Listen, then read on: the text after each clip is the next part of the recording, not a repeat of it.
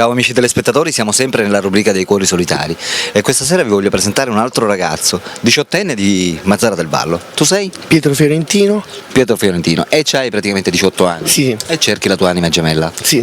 Dimmi Pietro, come dovrebbe essere questa tua ragazza ideale? Allora, alta super giù 1,80. Tu quanto sei alto? Io 1,83. 1,83. Per giù, sì. Quindi la vuoi bella alta, 1,80. Mora, occhi verdi. Mora, occhi verdi? Sensibile, tipo romantica, non lo so. Ti piace la ragazza romantica? Coccolona più che altro. Dolce, romantica. Sì, sì. Va bene, e per quanto riguarda invece il lavoro, dovrebbe lavorare? O la vuoi magari che studia? Ah, se studia va bene, se Tu lavora. che fai, lavori o studi? Io lavoro. Qui a Mazara del Vallo? Sì, sì. Va bene, quanto tempo è che sei single? Io quasi 1 anno e mezzo. Ah, quindi è un parecchio. Ah.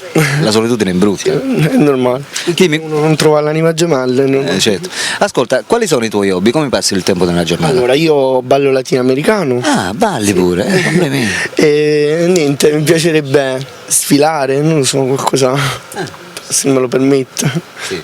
Mentre la musica che ascolti? Ho detto baciate, latinoamericano, salsa, merengue, spesso. Esatto. E un'altra cosa, tu fai sport?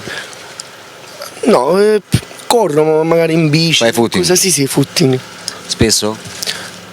Quando ho il tempo libero. Quando capita? Ah sì, quando capita. Va bene. Abbiamo detto hai 18 anni, ti chiami? Pietro Fiorentino. Pietro Fiorentino. Bene ragazzi, abbiamo conosciuto Pietro, 18 anni di Mazara del Vallo. Per le ragazze che fossero interessate a conoscere a Pietro possono rivolgersi direttamente al suo numero telefonico che vedete in sovraimpressione, ok? Ciao da Alberto e ciao anche da Piero. Ciao amici, a dopo.